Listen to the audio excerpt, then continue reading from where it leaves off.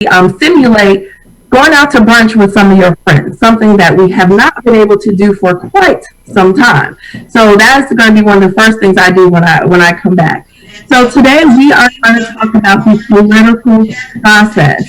We wanted to take an opportunity from the Brunch Bunch game to make sure that we continue to stay connected and engaged with our political process. And right now with COVID-19, we're not getting the same type of political ads and people knocking on your door canvassing. So we may feel a little disconnected. We also may have questions as to all the changes that are occurring to make sure that our votes don't count. So, and that's the major point of today. And so if you are watching us, please feel free to send your questions in through the chat. I'll keep my eye on that as I ask questions. But right now, I want to introduce our panel today. I'm so excited to have everyone here with us, and I just thank you for volunteering your time to keep to keep all of us engaged. So I'm going to start with Ms. D. Dawkins Hagler, the famous D. Dawkins Hagler. And so if you don't know her, which I'm sure everyone does, but she's a former member of the Georgia House of Representatives. She served District 91. You may also know her from Fox. She is always taking up for the small person, the real people, and she is engaging them in strong conversations, courageous conversations. Also, we have with us Representative Derek Jackson. He's a current member of the Georgia House of Representatives, and he serves on a few committees: Defense and Veterans Affairs, Energy, Utilities, and Telecommunications, and State Planning and Community Affairs committees. We also have Mr. Pressburg with us, and so he serves District 4. He is on the school board for Fayette County Schools. We also have Ms. Natalie Ashman with us today. She is an attorney, but she is a current candidate for magistrate judge in Fayette County. So we're happy to have her here with us today. We also have Ms. Tammy Grimes. She serves she's a city councilwoman for the city of Stonecrest. So she is with us today. She got her seat in December, correct? Yes. And last but certainly not least, we have Ms. Sherry Washington, and she serves on the Rockdale County Board of Commissions. And so we are very excited to have her with us as well. So I'm going to start out with just asking questions, and the questions that I actually have today are in regard to national legislation, in regard to state legislation, issues about our counties, cities, and our school boards. And of course, we have questions that concern our, that Ms. Natalie Ashman, they will be directed to her because it really focuses on our judicial system and her opinions on it. But the first question that I basically have today is about our voting. And you should have received this in the mail with our ballot. And so I would like us to take an opportunity, and whoever would like to answer this question. Basically, we've had to change our date in order to vote, right, because of COVID-19. So the primary has been moved to June 9th, and we have all received these mail-in ballots. And with our issues in Georgia that we had last year with our last election, more importantly, our governor's race, and there were issues with voter suppression. And so I would like to know, in your opinion, are we meaning Georgia, are we doing enough to make sure this election is equitable? And I'm very concerned with all of the issues that came out before, during our last governor's race, and with us having to potentially use mail-in ballots. Ms. Ware, this is Sherry Washington. Well, I was on a conference call with representatives from the state party about a week ago. Excuse me, because all of my days are running together.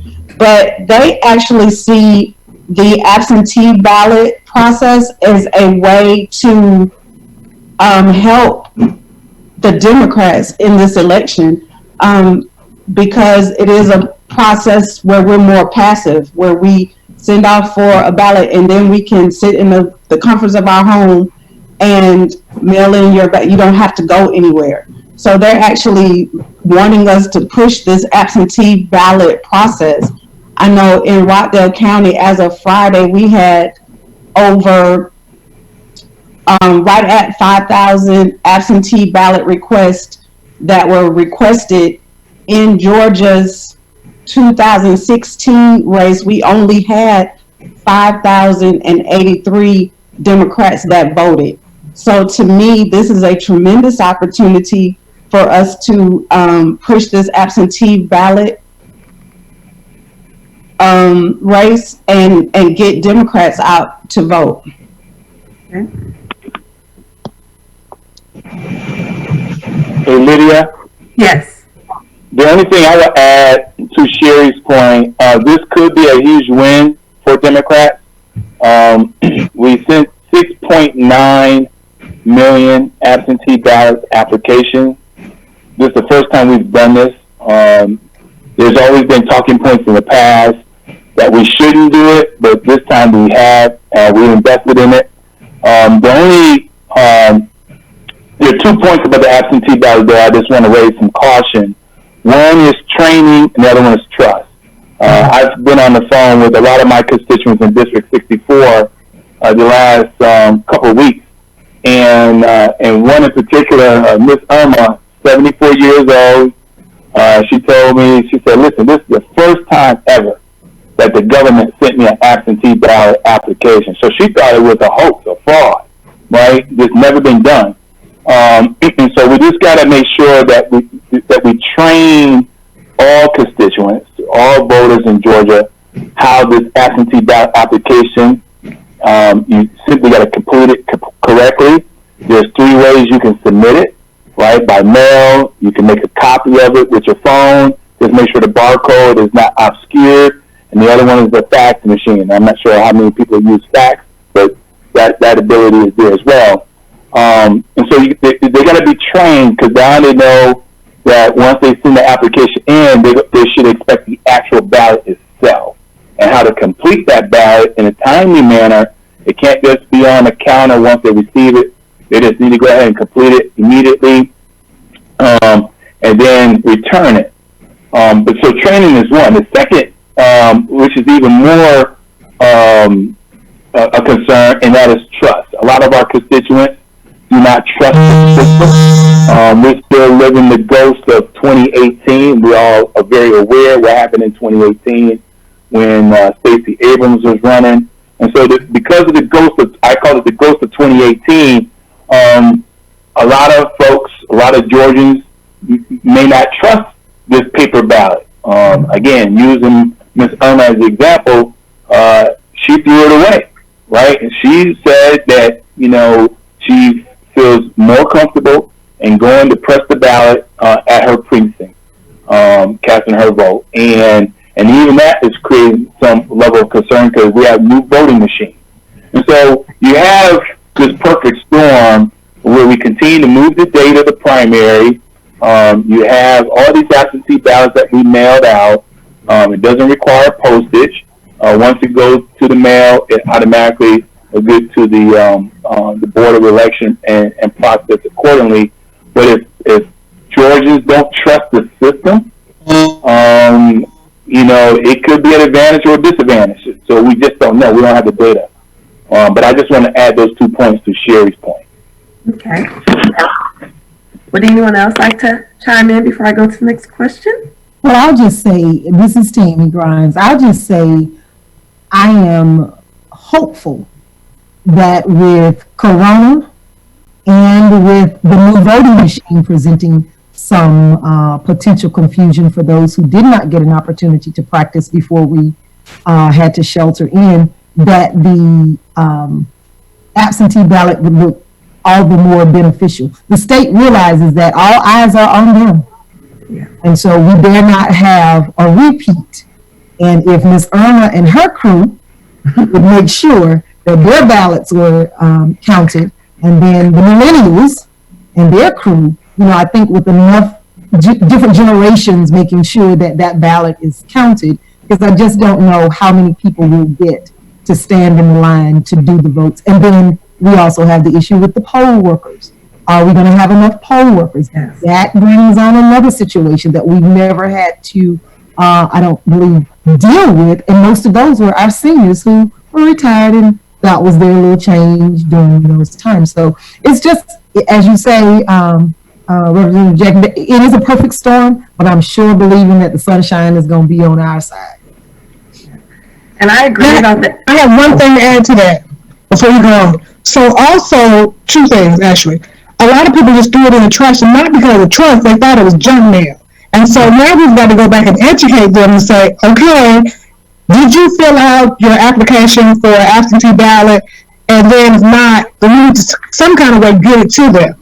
And the second, a lot of people threw it away because they're like, I already voted in the primary. No, you voted in the presidential primary, and they're still confused that there's still a primary going on. So we have to do a better job educating them on this, because if not, they think they've already voted, a lot of people in this primary. So we really have a lot of work to do in a short amount of time, and we need to get on top of it. And I never thought I would ever say that I am proud that Raffensperger sent out these applications for absentee ballots, but I actually am, because I usually don't trust them about nothing. But this is the one good thing that the Secretary of State office has done. That's just one. That's the only one I can think of.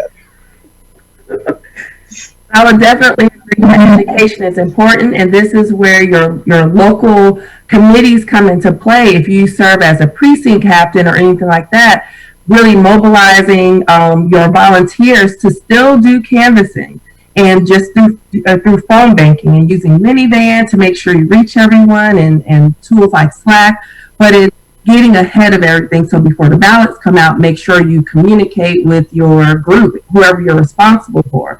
So as I'm a precinct captain, and so I made sure we reached out to our group and said, hey, this is what to expect, this is what it looks like, and this is what you do with that information. All right, so next I would like to allow Natalie Ashman to start with this question, but whoever would like to answer it. But I also want to talk about of poverty, and when we basically look at some of the issues in regard to people who were previously incarcerated and their rights to vote, and when we look at some of the laws in every state or legislation in every state, and when we look at Georgia, we have what we can consider modern day poll taxes, because you have to pay your all your fees, fines, restitution before your voting rights are restored. So what is your opinion on that? Well, as far as the poll tax, as what you call it, and I think that's exactly what it ends up amounting to, I do think that Georgia is lagging behind in respect to that, with regard to you cannot vote if you are been convicted of one of those crimes where your voting rights have been taken away, and those rights cannot be restored unless you do XYZ. And unfortunately, a lot of times, to your point and to your question, it involves poverty. You have people who are on probation and the sad thing, I'll go back a little bit. One thing about probation, one thing about a lot of situations that people get into, and they're crimes of poverty, even when we look at misdemeanors, for example, let's look at. So your voting rights may not be suspended for that or taken away for that, but when you look at somebody who is on probation and they no longer can go to work because of situations like now, they can't pay their probation fees, and it's my understanding that the probation departments are working with people. So that's what has been reported back to me during this time that we're in now. But it definitely is a cycle that people get caught up in. We definitely see that there are, just that revolving door that you just cannot get above because of poverty, and that's really what it comes down to. And I do think that Georgia has a lot to do with regard to voter rights and that being restored, and also in the way of to your point and to everybody's point so far, educating the public. Now, one of the things that has been taking place with regard to individuals who've been convicted of certain crimes is they're talking about how to get your record expunged or cleared or sealed, whatever your term of art is. So that's something that, again, it involves educating the public to know what crimes are eligible for this, what makes you eligible for this ability to see if you can get that sealed off your record. So that's something that people need to know. And then the next issue, once we get past the poverty issue, is navigating the system.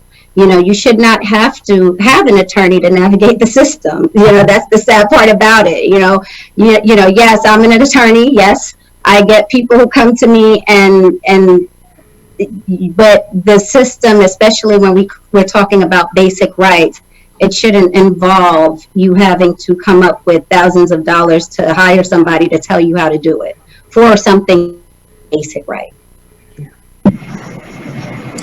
This is Tammy again. When I campaigned, I was totally devastated by the number of, I'm an educator, by the number of students whom I had actually taught to say, well, Ms. Grimes, I can't vote for you because I'm still on that paper. You on the what, sweetie? What do you mean? And once I found out what that meant was just what it meant, because they still had paper attachment to either probation or parole, they could not vote.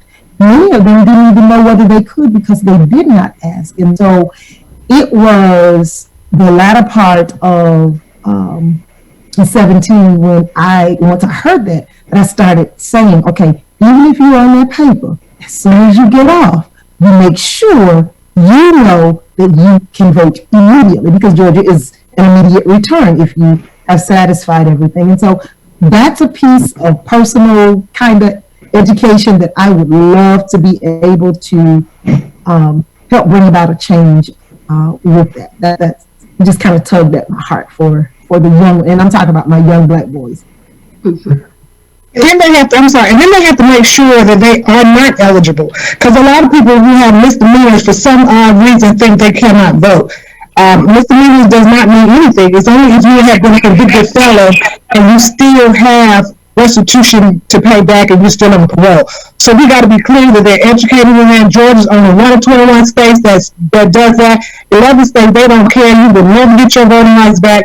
And then the rest, 2 states allow you to vote while you're in prison, and some allow you to vote when you come out of prison, even though you have fees. But the person who can never do that, this thing is dead, Jackson, he can go and introduce some legislation next session and say, we want you to take away all of those things that would impede people from having their right to vote. In Rockdale County, and I know DeKalb County with Donna Stribling, and Rockdale County, our clerk of court and our district attorney's office, we do have a restore your rights, making sure that people are, if they're eligible for a sealed conviction, that they go through that process.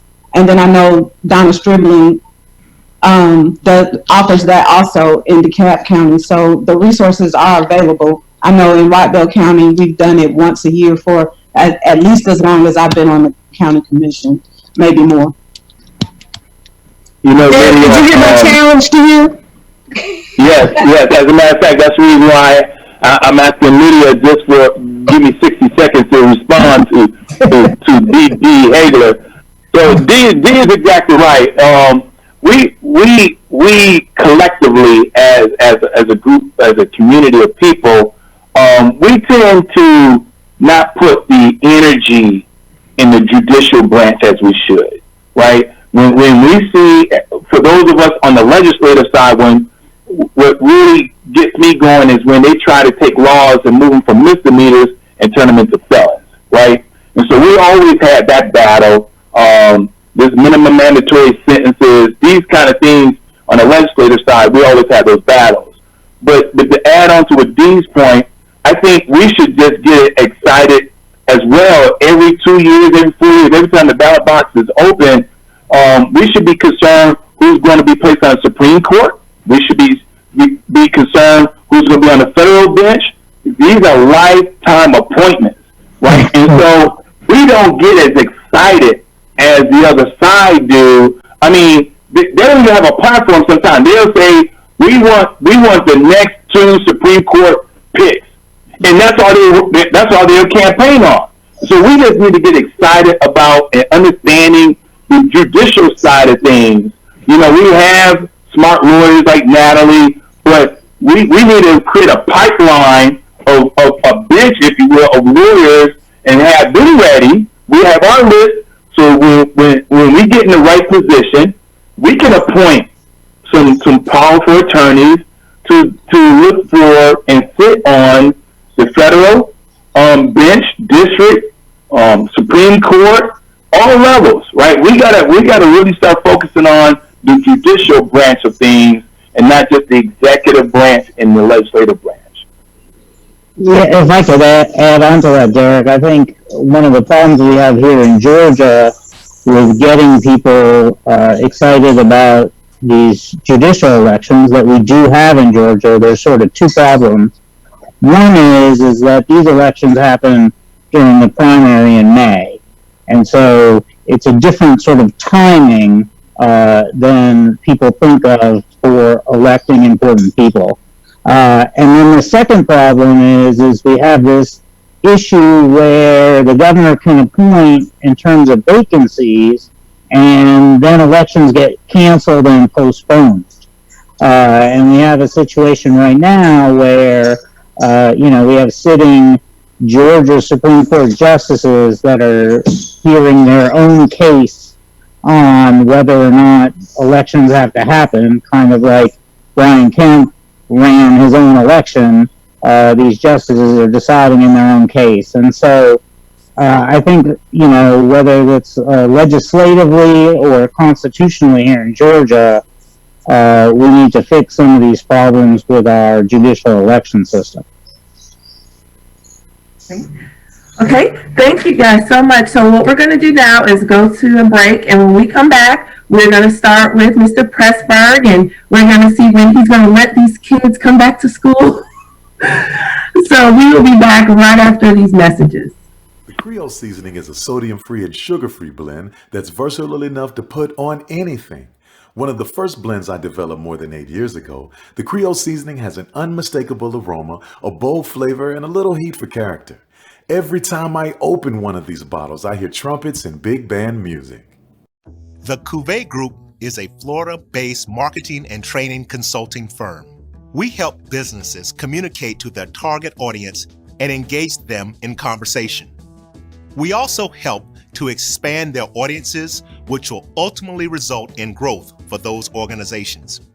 In addition to being a certified constant contact specialist, my colleagues and I are also certified in John Maxwell Leadership Principles. We use these proven principles to conduct workshops, training, and private coaching sessions for individuals and companies looking to take things to the next level. Contact us to schedule a free consultation. Issues today, don't delay, call Cuvée.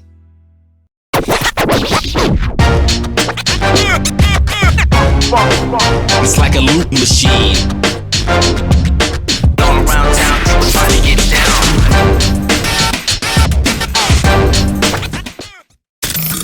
The human voice is always connected. Okay. All right, so welcome back. So Mr. Pressburg, thank you for joining us. But I have I have a couple of questions. The first question is, as far as school board, so we do have several counties around Metro Atlanta that will be having school board elections. And so a lot of times if you're not, in education, or, you may not have kids or things of that nature, you may not be keeping up with what issues are going on. So in your opinion, what are some issues when we're looking at, choosing a candidate for school board? What are some issues that we need to research or think about in voting for a candidate? Well, I think, you bring up a good point in that people often think that school board Elections, they're at the bottom of the ballot. People think that they're sort of not important, the least important. When the truth is if you look at your county right now, probably the biggest employer, the biggest transportation system, the biggest food service operation, is probably your school system. I know here in Fayette County, our school system collects more taxes than the county and all of the cities combined by a large amount. So, you want your best leaders to be your school board members because they're the ones not only having the most taxes to take care of and the most people to serve, but they're serving our most important and most vulnerable set of constituents. So that's my pitch on why school board elections are more important than a lot of other elections. I think when you think of school board members, you want school board members that believe in public education. You want school board members that want to make the right decisions for kids. A lot of times people will decide to run for school board because, they don't want to pay as many taxes. They don't have any connection to the school system. But again, I think, we want our best leaders to be our school board members. Anyone, and I will say this, you do not need to be an education expert to be on the school board. I can guarantee you there are enough education experts in the system, and that's not really your main responsibility. I think, what you have to do is care for kids and be a good leader for your community to be a school board member. And when we're looking at reopening, maybe for next semester, fall semester, what are some things that, school boards are considering or superintendents are considering, or what things should they consider when you're looking at reopening schools? Some schools have 1,500 students, 2,000 students. So what are some things that we should be considering? First of all, everyone's health and safety is the first primary concern. So, and that's really something from a local level that we are looking for some expertise from our state leaders in terms of when it is safe to do that. That's hard to do on a local level with so many people, moving in and out of counties and things like that. I think, the primary concern that school systems have is, when we open up again, what kind of gaps are we going to see in kids' education with them, basically missing half of a semester this year in school. I know in Fayette County, here we've been very fortunate in that all of our students already grades 3 through 12 already had Chromebooks, so we already had the technology in place, we already had some of the software in place, and I know we've worked very hard to get internet access to all of our students because we're actually monitoring all of our students and seeing who can get online, and we're reaching out and trying to find those students that are not getting online. But that's a concern is for these kids who are at home, what kind of skills gaps are we going to see?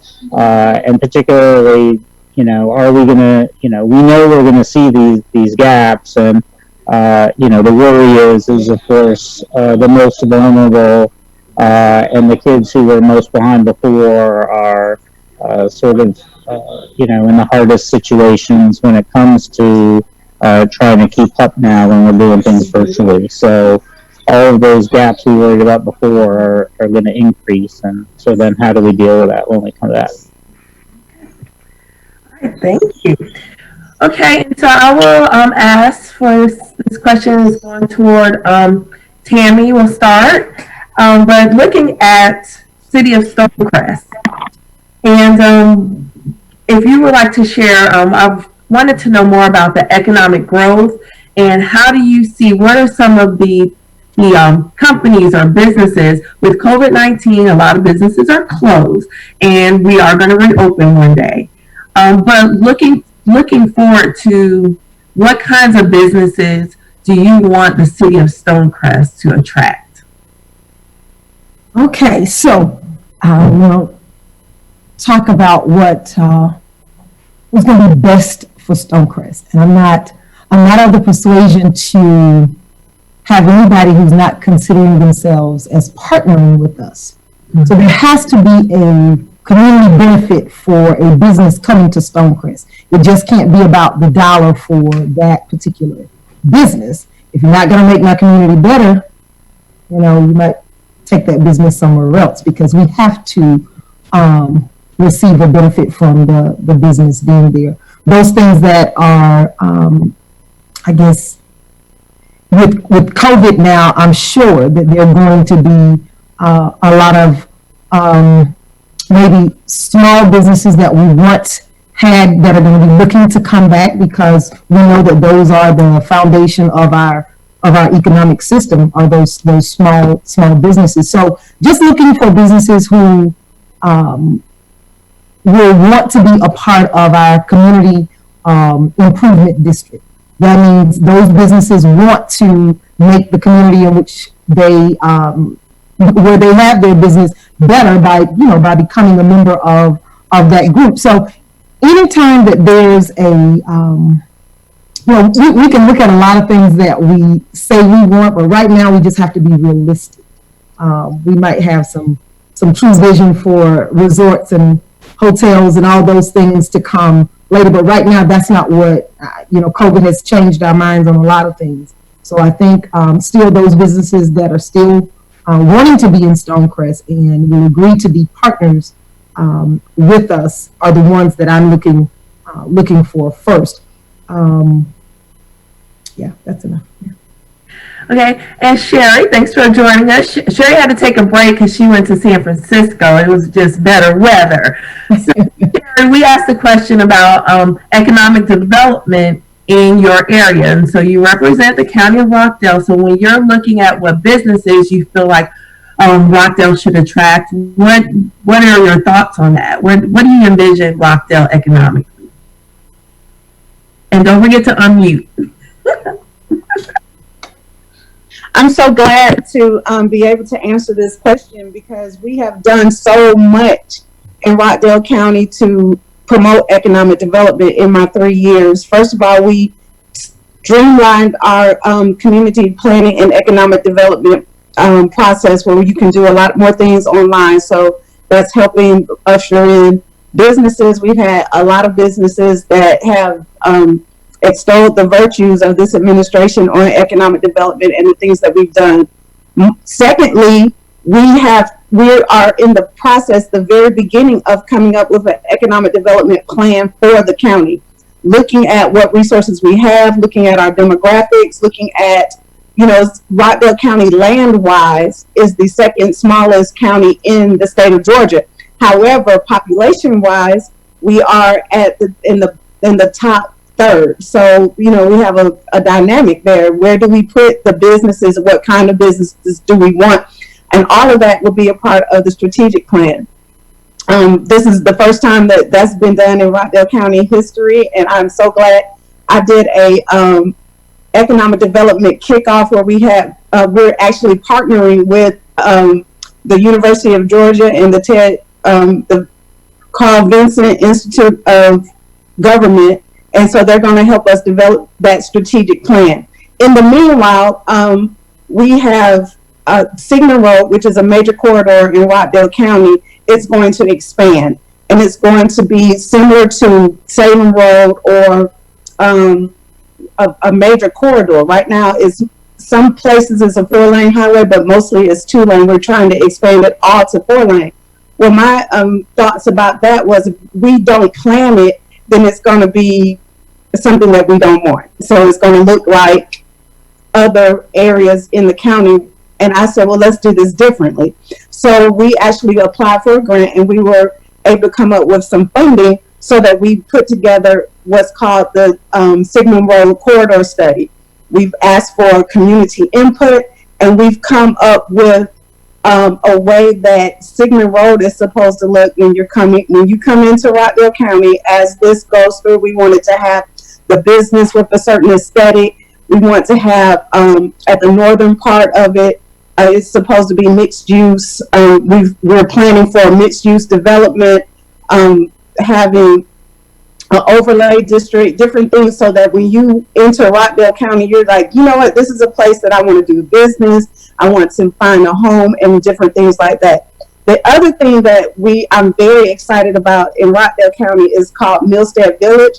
If you go through Millstead Village right now, you might not be as excited as I am, but when I actually stopped and looked at the corridor of Millstead Village, it's an old part of Rockdale. It is exactly what it was. It was a mill community, but the houses are old, but it's such a quaint community, and there's actually a river that runs behind it that most people don't know about. So I would like to take advantage of those things and strategically plan a way that we can grow that community and have that a livable live work place corridor also. So there's so many things that are going on in Rockdale County economic development wise. Just the fact that we bought Costly Mill Park, that has offered the opportunity for a huge economic development growth in Rockdale County. We did now we have the ability for people to have food trucks. We have now a food truck village. So we're doing a lot for economic development in Rockdale, and I'm looking forward to doing a whole lot more. All right. And Representative Jackson, on the state level, the latest that I read was that Governor Kemp plans to cut spending 4% for this year. And we all know what programs usually get cut. So when we look at economic growth in the state of Georgia, how do you view it? And also, what are your opinions on this plan to cut 4% spending? And what programs are we looking to cut at the state level? That's a great question, Lydia. And as a matter of fact, prior to us starting the 2020 legislative session, those cuts were very real. We had some strong conversations with all the department heads of the various state agencies, and so they were really looking at some cuts, services that was going to negatively impact our community. But since then, you got the coronavirus, and that sort of flipped everything upside down, right? And so we will be going back into session. Right now, we currently suspended the 2020 legislative session. We have 12 legislative days. We having some conversation around we could refer to it as the big budget. There were some differences between what we came up with as the House, and then the Senate will have their input, and then of course the governor will have input as well. And so we still have to mitigate what that budget's going to look like, the big budget. We're required by the Georgia Constitution to have a budget adopted by June 30th, right? Because we start the fiscal year on 1st of July. And so we will be going back to the Gold Dome. I don't know when. Those conversations are underway. It could be, anytime between the beginning or mid-May. But they just got to try to figure out how to get all 236 of us, both, 180 in the House, 56 in the Senate. And some of our members, unfortunately, was already diagnosed with the coronavirus. And so it won't be the full 236, but we need to have enough for a quorum to be able to pass this big budget. But I do know that the conversations around cuts, that all has changed significantly when we start dealing with the coronavirus. In fact, when we were last in session on March 13th for a special session, we gave the governor $100 million in unlimited amount of power to be able to make the decision to help mitigate the coronavirus pandemic as it relates to the state of Georgia. So there's several conversations that we're having. We've been Zooming a lot each and every day. even on weekends, to talk about the big budget. We have to pass that. We've been talking about the election. There's a lot of questions around, elections and things of that nature. So I don't think the conversation around cuts, to answer your question, be very clear here, are going to be the same conversation we're going to have when the 2020 legislative session resumes. I don't think that's going to be the case, given the current situation that we have. Because let's face it, and I'll wrap it up with this: if Georgia would have expanded Medicaid, right? If we would have expanded Medicaid, some of the situations that we have in right now would not be a situation for the state of Georgia. Those hospitals, those 7 hospitals that have closed in rural Georgia will be open, right? We will not have the limited number of capacity as it relates to beds around rural Georgia in the metro area. We will also have the resources to be able to do more testing and not wait on the federal government, because we will have nearly $3.9 billion. And that's billion. That's $3.9 billion. And so we will always face with nearly 685,000 Georgians with limited to no care. And when you look at the statistics, right, I'm only talking facts. Everybody can have their own opinions, but you cannot skew facts. Those who are dying of the coronavirus have underlying issues, medical issues. And typically, those no to little health care are unfortunately in that larger category of folks who are dealing with these underlying issues, right? Diabetics, asthma, cancer, so on and so forth, right? And so you need a viable health insurance to be able to help tackle some of these health concerns. If we would have expanded Medicaid in the state of Georgia, we would have more hospitals online. As a matter of fact, we got 2 hospitals on life support, right now. So we're not going to be cutting that 4%. At least I know, what our caucus is really going to go back, make a strong case for, is that we need to shore up the healthcare side of things. I mean, there's no reason why the number 1 state to do business the last 7 years in a row, women's health in the state of Georgia, we're ranked like number 46, 45, depending on, who report you're looking at. Infant mortality, right? I mean, so we got some serious problems as it relates to healthcare in the state of Georgia. So we're not, I don't think our caucus is even remotely close to entertaining cuts, especially around healthcare, mental illness, right? We're starting to see a spike in that. God bless. I love being around, my family, but not everybody's situation is the same. So we're starting to see a little spike in domestic violence, mental behavior issues. And so we can't be talking about cutting mental behavior in the state of Georgia to the tune of $23 million. That's what they were discussing. That was part of that 4% cut, $23 million. We're not going to entertain that. So they need to just take that off the table when we resume session, whenever that might be. But we know we got to go back, because by law, our number 1 constitutional role in terms of the legislative branch in Georgia is to pass a budget. And we yet to do that, and we must do that before June 30th. Dee, did you want to chime in? I saw you shaking your head. Nope. Okay. You're muted. No, I was just listening to Representative Derek Jackson, and I was just glad that he brought up all of those disparities and the terrible numbers that Georgia had. That's what I was in agreement. Okay, and so one of the first things when schools closed, one of the first things we did, I think most schools in Metro Atlanta, we set out to make sure our kids were fed. So we had different sites where cafeteria workers were working, packing lunches to send food home. I know in Fayette, we even sent food home during spring break. And there's some legislation that's on hold right now due to COVID-19 on the national level, but Protect SNAP, Farm to School Act, Stop College Hunger Act, School Meals Act. So we know that when the schools closed, one of the first things we did was mobilize to feed our kids in our communities. So why are these issues? These should be automatic. Let's pass them. So what are our issues as far as, or what legislation should we be looking at as it relates to making sure our children are healthy with fresh food and that they're fed?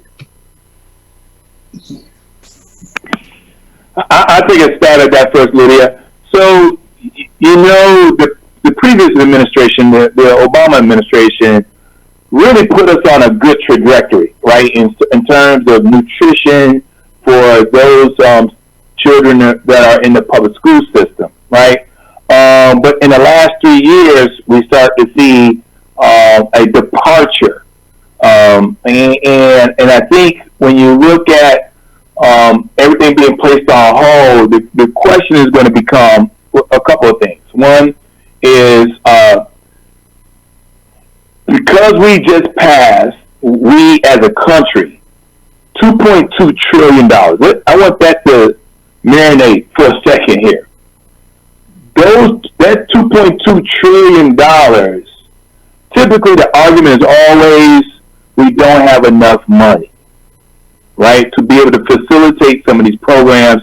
And I'm sure as you and Leonard Pressburg and others can attest to, it takes a lot of money when you start talking about feeding our children in schools, but more importantly, feeding them the right types of food, right? We're not just talking about snack bars and vending machines. We're talking about nice, healthy fruits and vegetables. There's a reason why, if you look at the perimeter of any grocery store, it's the most expensive part of the store, right? Fruits and vegetables are very expensive. Well, you need money to do that.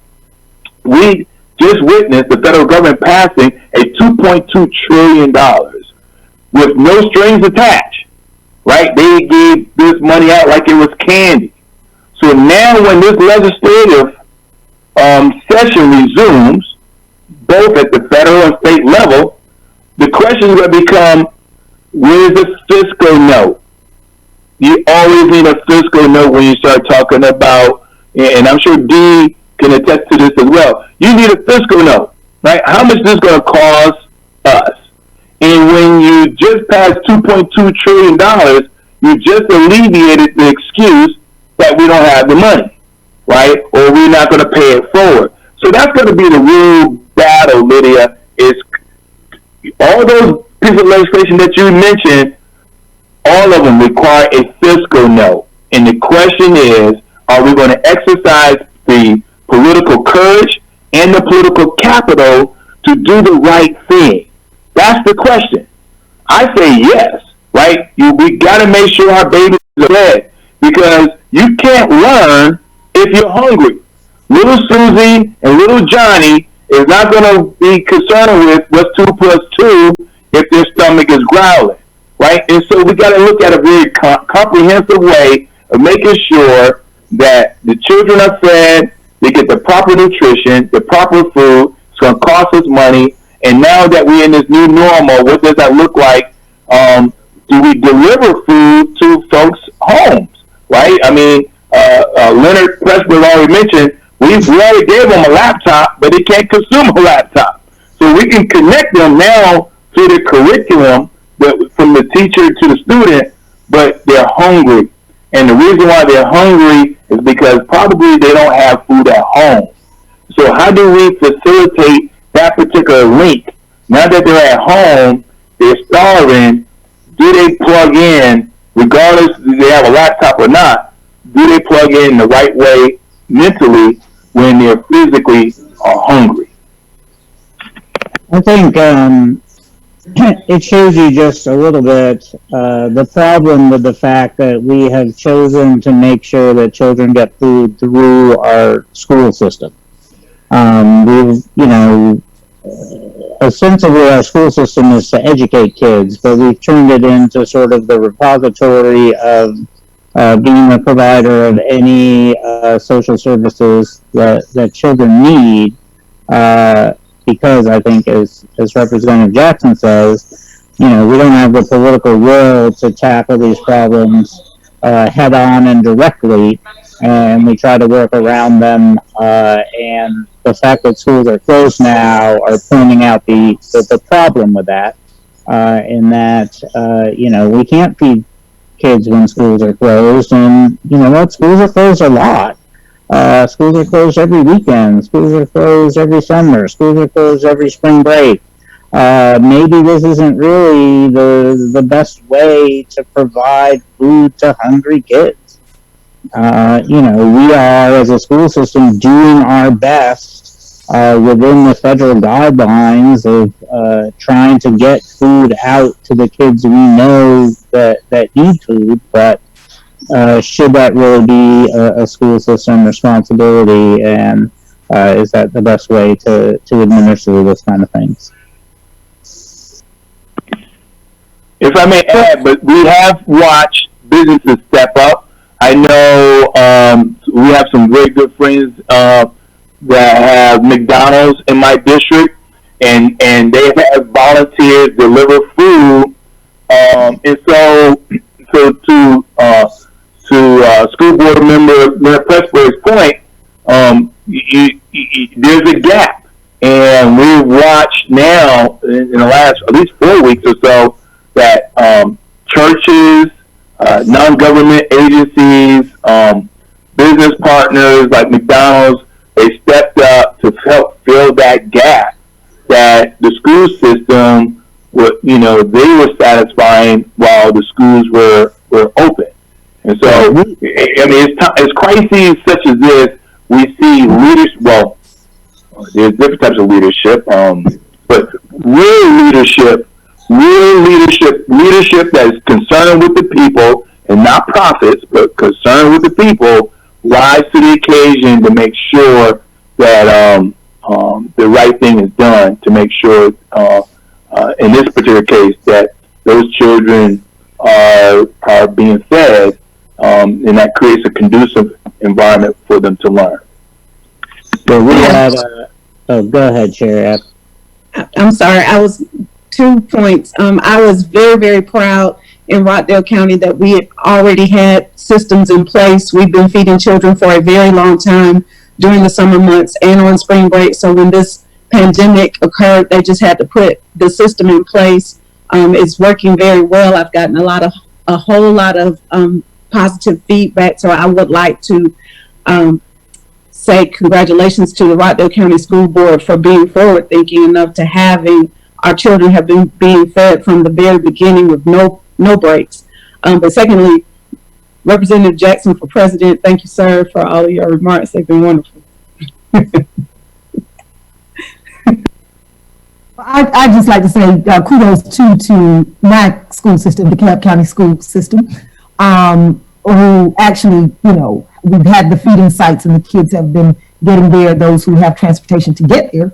But also there have been some buses that have actually had food on the bus and gone into the communities. But I'd just like to say, out of this crisis, I'm looking for a cure for that in terms of not believing that the school system should have the responsibility to feed the children.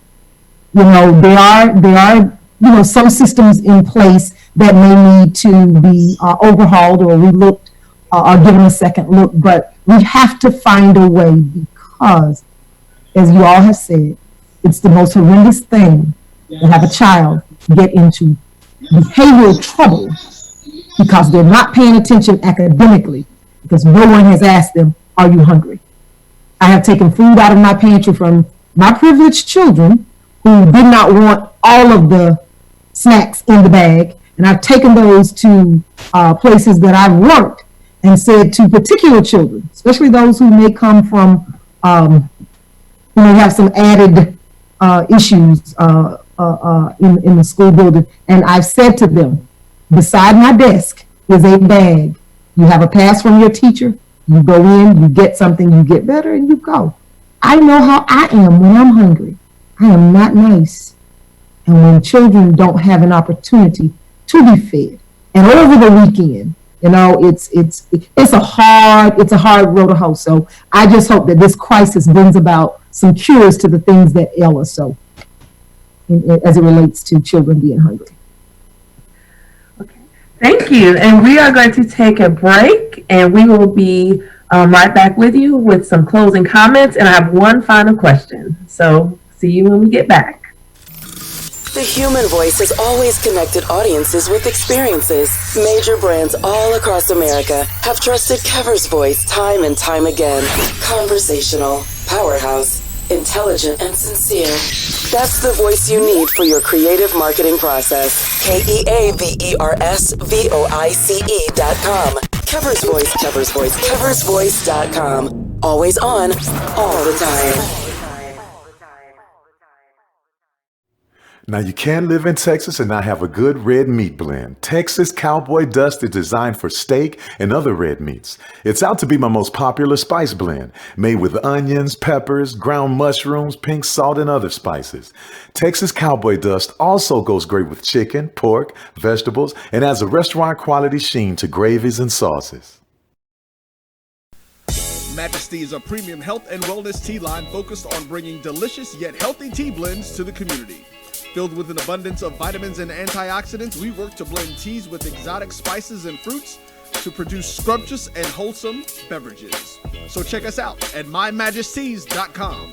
That's MyMajesties.com. My Majesties, an Urban Passport member.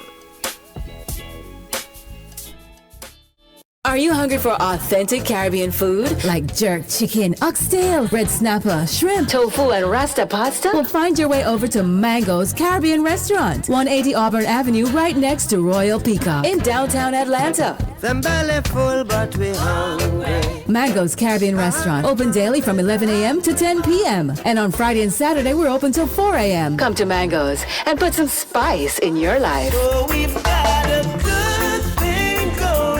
Mango's Caribbean Restaurant, 180 Auburn Avenue, right next to Royal Peacock in downtown Atlanta. For more info or directions, call 404-698-3992 or log on to mangoscaribbeanrestaurant.com. For instant coupons, text MANGOS to 313131. Tell your mama hungry, papa hungry, brother hungry. Mango's Caribbean Restaurant, authentic Caribbean cuisines. Open up the door, tell your mama hungry.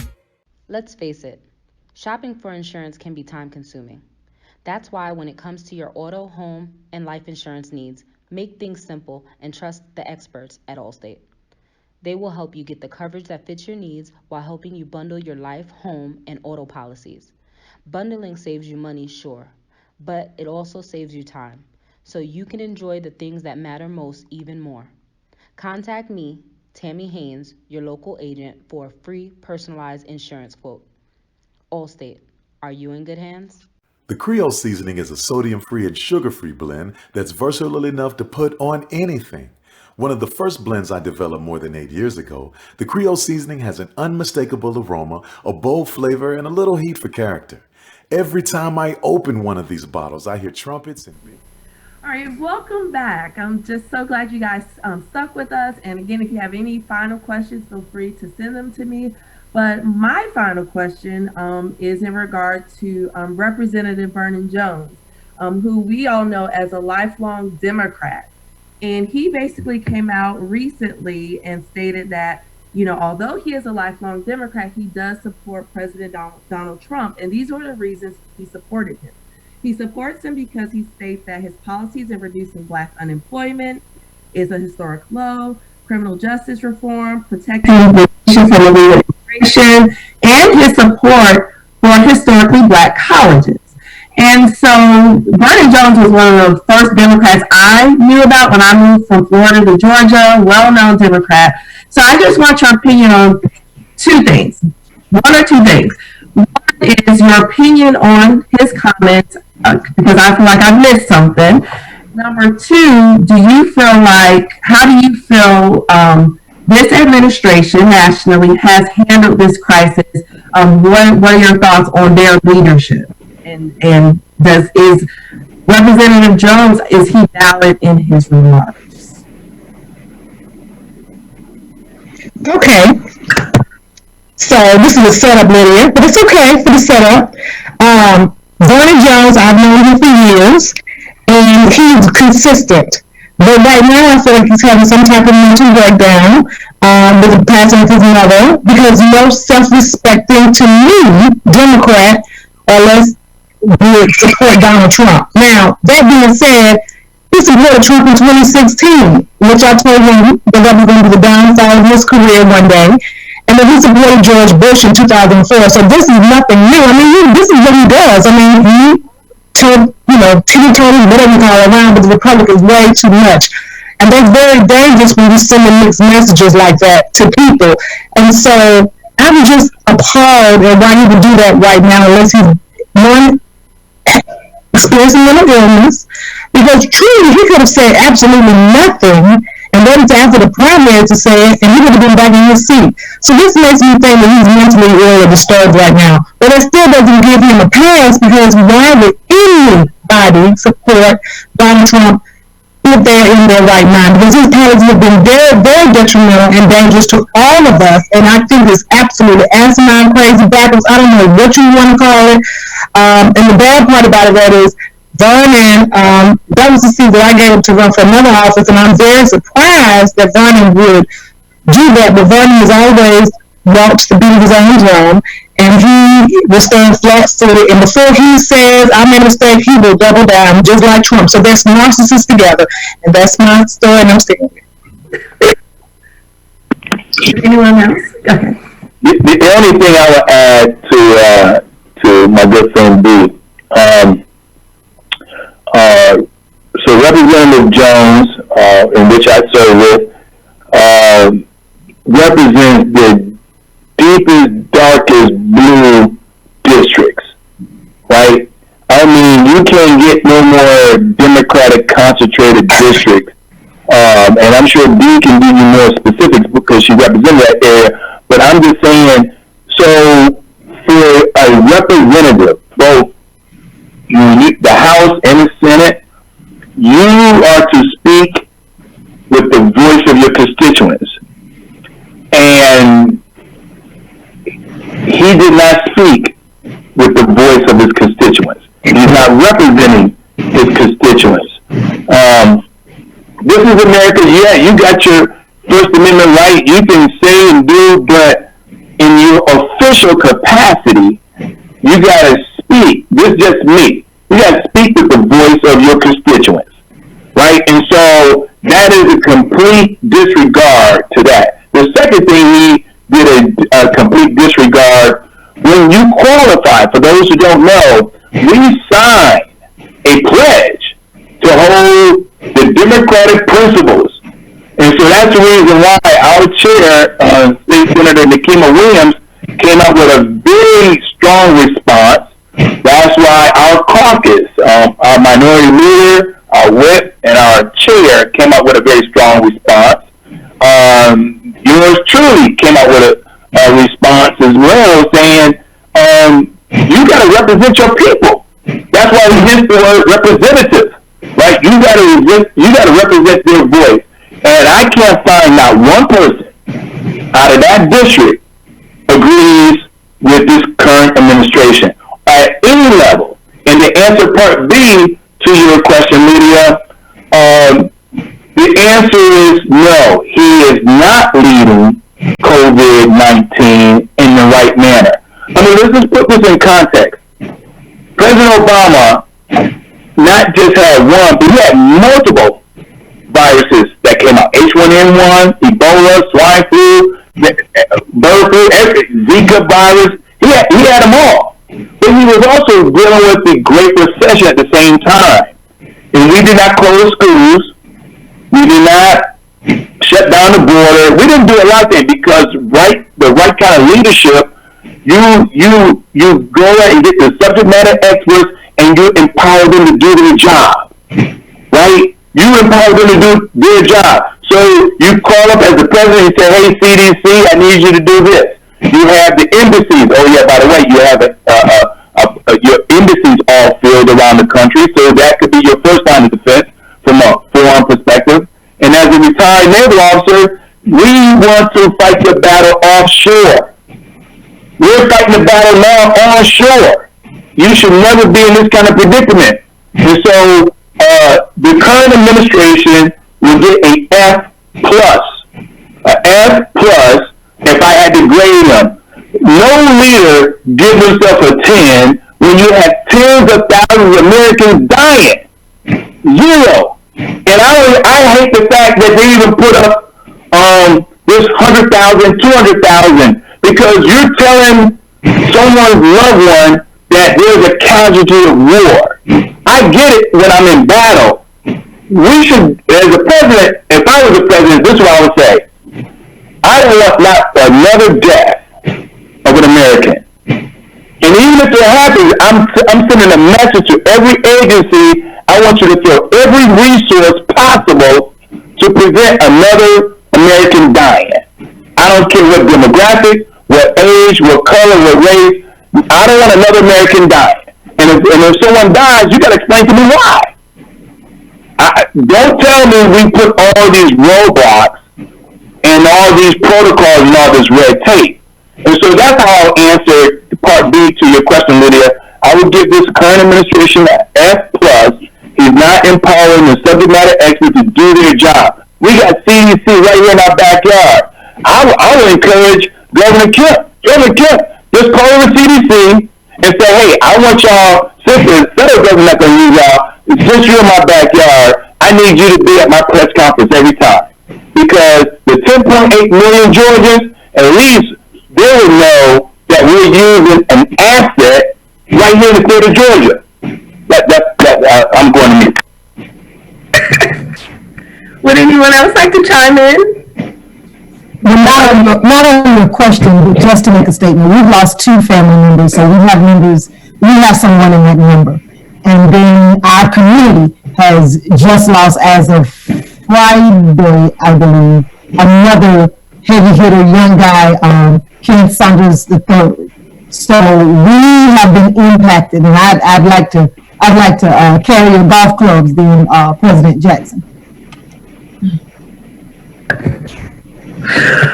Okay, so the last and final part, I would like everyone to have an opportunity, so anyone that is running for re-election, I would like, or election for the first time, to have an opportunity to share information concerning your campaign, concerning contributions to your campaign. And I would like to start with Natalie Ashman, because she is brand new, and this will be her first run for office. Thank you for giving me this platform, Lydia. So I did want to say thank you to you first. My name is Natalie Ashman, running for Fayette County Magistrate Court Judge. One thing, and especially as we're coming off of and we're dealing with this COVID-19 pandemic, this has affected our community, and it also has affected the way in which candidates can get out there and reach the constituents and reach the voters. It's important for everyone here in Georgia to know that on June 9th is not just the primary for the presidential primary that got pushed. A lot of local positions that deal with a lot of what we talked about today when we're talking about legislation and things of that nature. A lot of that is going to be on the ballot for your local elected officials. For Fayette County specifically, what I'd like to say is that my opponent has been on the bench for 30 years, and he has served this county, and in that 30 years. But Fayette County has changed over the course of 30 years. Our demographics are different, the laws are different, the courts are different, and the things that are affecting our community are different. There's a lot of difference that has happened over the course of the 30 years. And what I could provide is a fresh perspective, a fresh face, a fresh way of approaching things. And, of course, as judge, you're going to hear every judge say, I can be impartial, I can be fair. And of course, I assure the citizens of Fayette County and the state that I'll do that. But it's important to know that you have to think about those things when you go to the poll. You have to think about who is going to be dealing with a case when you end up in court. when your loved ones get arrested, when your loved ones are going through things, who's going to be setting their bond? Who is going to be dealing with a landlord-tenant matter when we come off of the heels of this? You know, there's a lot of discussion about, yeah, we've been able to teleconference a lot of things and keep things movement, but there's a lot that has not been moving in this time. And it's my opinion that this is going to continue way past, you know, these next few months. I think it's going to go into next year and possibly beyond that, because this is definitely going to create a ripple effect. We hear predictions on what this pandemic is going to do to the economy, and it's going to affect your average everyday people. And that's who magistrate court is specifically designed for, average everyday people. And if you want somebody on your bench that knows how to deal with average everyday people, you want Natalie Ashman. So if you're interested in helping with the campaign, whether it's making phone calls, whether it's setting up Zoom meetings, I'm trying to get creative. You can certainly follow me on Facebook, Ashman for Magistrate. You can send an email, info@ashmanformagistrate.com, or you can even reach out and call me. I'm the one that's going to answer the phone, 770-954-6065. So anything that you guys can do to spread the word, I would really appreciate it. Stay safe and wash your hands. Okay. And Ms. Sharon Washington. Yes, you know, I have been proudly serving Rockdale County for the last 3 years and 4 months. And we have grown in leaps and bounds, and I have done what I think is a tremendous job in the area of economic development, parks and recreation. We have done a whole lot in those 3 years and 4 months, and I want to continue to do the same. What I promised people was that I would implement policies that would make Rockdale County a place where people wanted to live, work, and play. And everything that I've done in the past 3 years and 4 months have been to effectuate that promise. Every piece of legislation, everything from opposing a truck stop to purchasing a premier park, it was so that Rockdale Countyans can have a high quality of life, and that's what I will continue to do in my next 4 years as county commissioner. I've had tremendous amount of public engagement, community improvements. I've had so many initiatives throughout the county, and we represent, in Rockdale County, we represent the entire county. So it's not a district, we represent all 96,000 residents of Rockdale County. And I think that we've done a great job in moving this county forward, and I just want 4 more years. Everything about my candidacy is simple. It was getting to be too much for me to have a work email, personal email, county email. So everything now is SharonWashington@att.net. And I use my personal cell phone, is 770-882-7198. So if people want to get in touch with me, that's me all day. And those are the numbers, and that's the email address. I'm on Instagram, Facebook, Twitter, and I think that's it. So just vote for, if you know anybody in Rockdale County, ask them, tell them I would love their vote. If they would like to talk to me at any time, get in touch with me. I'm very accessible. Please reach out. That's it. And I have to go because I have another radio show that I'm getting ready to go to. But thank you so much for this opportunity. Anytime you need me to come back on, I'd love the opportunity. Okay. And thank you so much, Commissioner Washington. Thank you. Okay, and Councilwoman Grimes, you're not up for re-election, are you? No, I am just getting my feet wet. I was actually, my election was a special election in November, had a runoff in December, and as of 12/17, I was sworn in to fill the vacancy for my representative, Councilwoman, who stepped down to run for mayor. And so I'm finishing her 2 years on her 4-year term. Okay, all right. And yes, so I am up for re-election this year, but while we're in session, we can't raise money. I don't campaign, so that's the reason why my website is not up. But you can follow me on Instagram, Facebook, and Twitter. That's vote the number 4_Jackson.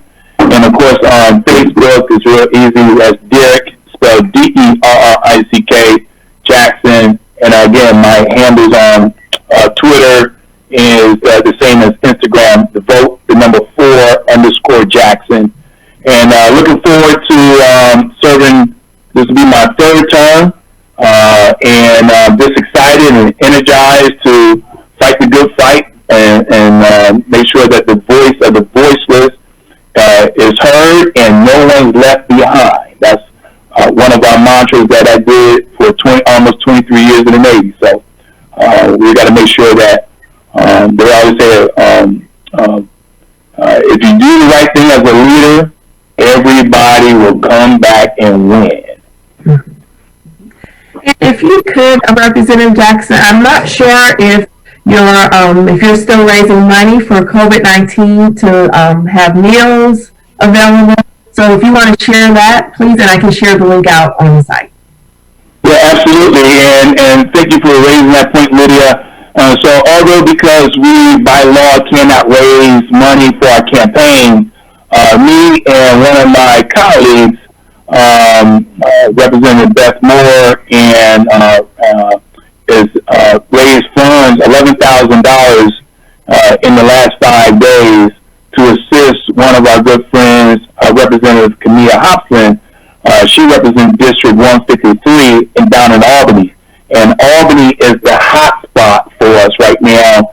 And so what Representative Camilla Hobson is doing, she was supplying PPE, masks, and things of that nature for 350 volunteers that was feeding 16,000 students in the public school system down there.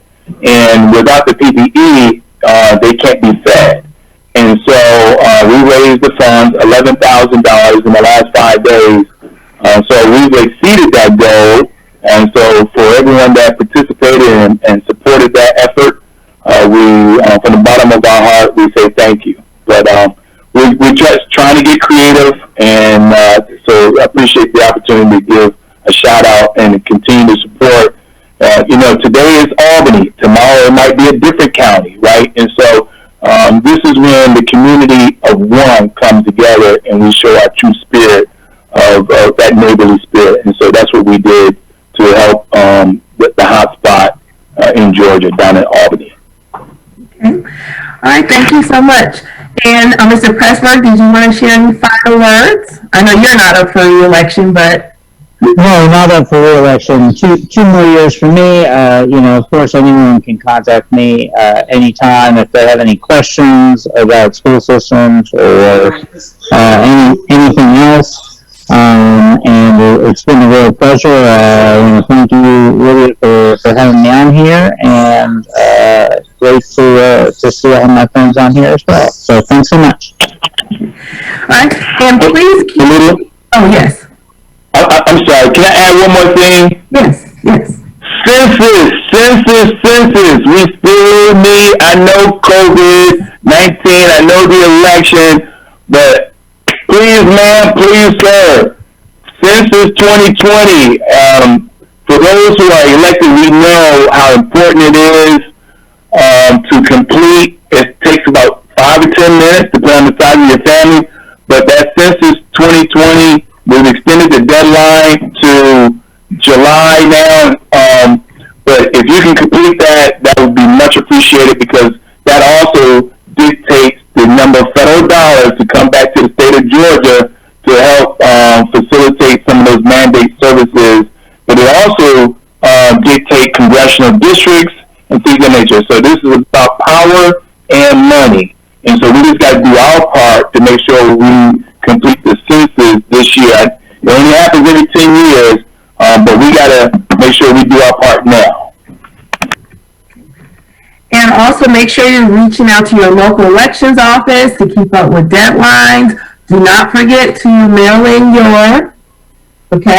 so don't let it just sit on the counter. Also, there will be an event that's coming up tomorrow, and it's a virtual couch party with DJ Nice, and his invited guest, Michelle Obama, will also be there as well. but you should join that. That is going to be really fun. I believe it starts at 7:15, and so you should be seeing information on your screen concerning that. Again, don't forget your census, turn in that information as soon as possible, and reach out to your local party office to see ways that you can continue to get out the vote and to engage voters. And Steve, did you have any final words to say before we left? All right, so next time we're going to be talking about love and marriage next time, so that's going to be an exciting conversation. But I just want to thank everyone, all of our elected officials, and our person that is running for office, Ms. Natalie Ashman, for the first time, so we wish you luck. But just thank you so much for continuing to engage your constituents and, and just, people in general that had questions. You answered the questions very thoroughly, and we really, really appreciate you. So thank you so much for joining us this week, and we'll see you next time. The Cuvée Group is a Florida-based marketing and training consulting firm. We help businesses communicate to their target audience and engage them in conversation. We also help to expand their audiences, which will ultimately result in growth for those organizations. In addition to being a certified constant contact specialist, my colleagues and I are also certified in John Maxwell Leadership Principles. We use these proven principles to conduct workshops, training, and private coaching sessions for individuals and companies looking to take things to the next level. Contact us to schedule a free consultation. Issues today, don't delay, call Cuvée.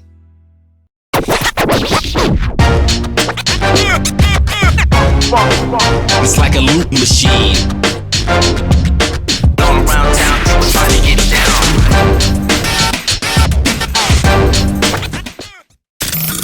The human voice has always connected audiences with experiences. Major brands all across America have trusted cover